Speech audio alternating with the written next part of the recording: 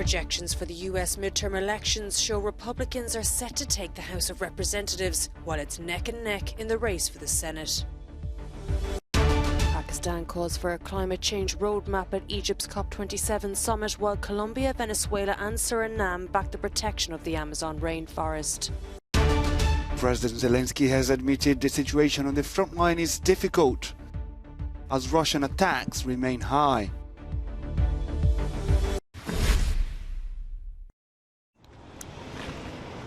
Election officials from different precincts in Virginia bring mail-in ballots and USB sticks from voting machines as counting gets underway in the eastern state and the first results start to roll in. 6 states are at the centre of the political drama. The 5 President Biden flipped in 2020: Arizona, Georgia, Michigan, Pennsylvania, Wisconsin, plus Nevada.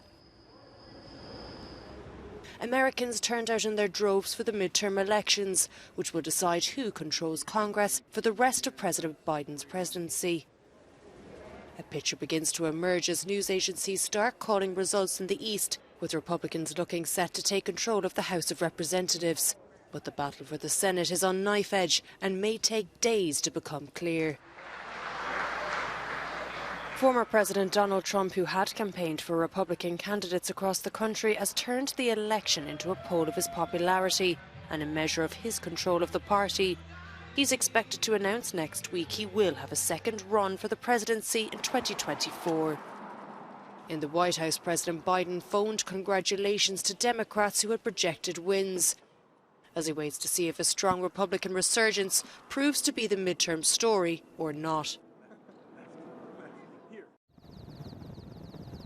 Catastrophic floods in Pakistan affected 33 million people earlier this year. The Premier of Pakistan told delegates at COP27 it is time for a climate change roadmap towards critical policy resets, which he said are needed in a world that is burning up faster than the capacity for recovery.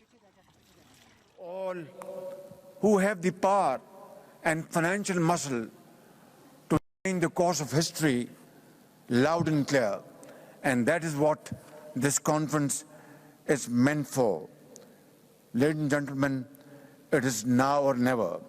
For us, there is indeed no planet B. World leaders now hand over the summit to the negotiators to try to put the calls and claims into practical policies. But at the same time, there are efforts to make sure pledges made beyond the confines of the summit amount to real action. So-called climate greenwashing has been condemned by the UN chief. It's a practice of some companies promising net zero emissions, but without evidence to back up their claims. Some cynicism about whether these pledges are real, and the reality is there are some real challenges. So we're pretty clear on what you can't do. So if you cannot invest in new fossil fuel supplies. So if you say you're net zero, I'm a high ambition on climate, you can't be continuing to invest in new sources of fossil fuel supply, which is the problem. Two, you have to cover all your emissions. Meanwhile, the presidents of Colombia, Venezuela and Suriname are backing a specific project, the protection of the Amazon rainforest. They've used the summit to call for a wide alliance to stop its deforestation.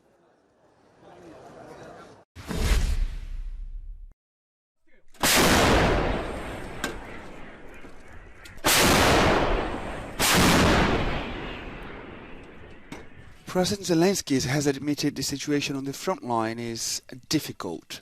Ukrainian forces say they are relentlessly battering Russian army positions in the Bakhmut region. In his nightly address, Zelensky said Russian troop activity remains high.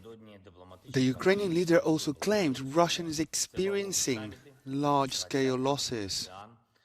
Zelensky later vowed Ukraine would not give up a single centimeter of its land. The Russian Defense Minister Sergei Shoigu has reportedly inspected a command post of Russian troops undertaking what was described as combat tasks in Ukraine. He later awarded Russian servicemen with the Gold Star Medal and other state awards for courage and heroism. In Kherson city, Russian-stalled authorities say their so-called evacuation measures to relocate residents ahead of the anticipated Ukrainian offensive are now complete. But in the wider region of Kherson, Ukrainian police, investigators and explosive technicians are scouring the area for unexploded devices. They're also looking for signs of alleged war crimes. On a sunny autumn day, Mykolaiv Zoo in South Ukraine feels so peaceful, as if the visitors could leave the war behind its gate. The exposition of the rocket debris that has fallen here earlier and the sounds of distant explosions bring us back to reality. We are not far from the southern front line of Russia's war against Ukraine.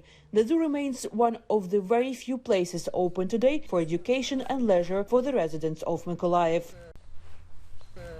This is a wonderful place where you can get distracted from the war, relax, spend time with the child, entertain her, get her interested in things and teach her something. The kindergartens do not work now, so we are trying to keep learning as we can.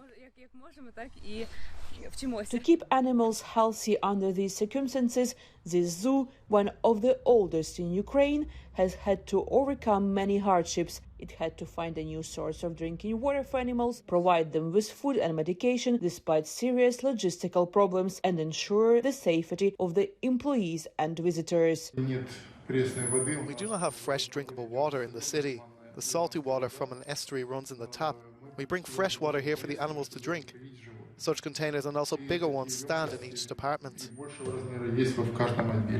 Its management says that today Mykolaiv Zoo exists exclusively thanks to the help of Ukrainian and foreign volunteers, the support of zoos from abroad, and donations. People from different parts of the world buy online tickets to the zoo to support it. In wartime, the zoological garden is open at weekends. All the visitors we talked to said it's important for them to support the animals and this place they hold dear. For many, it brings back happy memories, time with now grown-up children or a first date. In our city, it is really like a historical landmark because the zoo is quite old.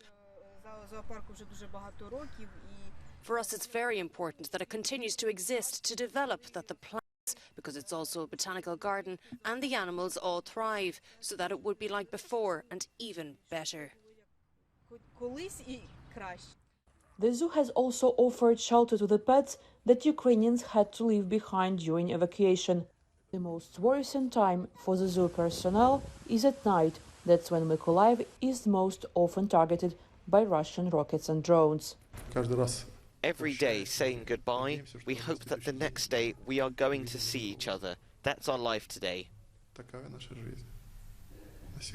As it's constantly terrorized by Russian missiles, the zoo's team says it will do everything to keep the animals safe. But how tough will it be this time? Natalia Lyubchenkova from Mykolaiv, Ukraine, for Euronews.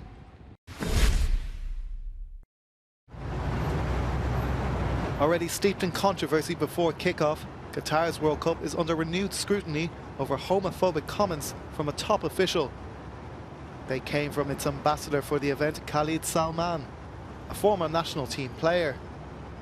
In an interview with German TV, he said homosexuality was haram, forbidden in Arabic, because it was harmful to the mind. For the World Cup, a lot of things will be coming here. Let's to say about the gay. The most important question here, everybody, they will accept they come in here, but they will they have to accept our rules here. It's haram. Because why is haram? I am not one big Muslim, but it's haram. Why? Because it's damaging the mind. The remarks have caused outrage in Germany and elsewhere. Germany's interior minister described the comment as terrible and said Qatar's prime minister had given her a security guarantee for LGBTQ fans. That's why the security guarantee was so important to me. The prime minister gave it to me, and I have no new indications from him that anything has changed. Of course, such comments are awful, and that's also the reason why we're working to hopefully improve things in Qatar in the future. FIFA, which awarded the tournament to Qatar, has not escaped the backlash. Dozens of people staged a protest outside the World Bodies Museum in the Swiss city of Zurich. Up to 1.2 million international visitors are expected in Qatar for the tournament, which kicks off on November 20th.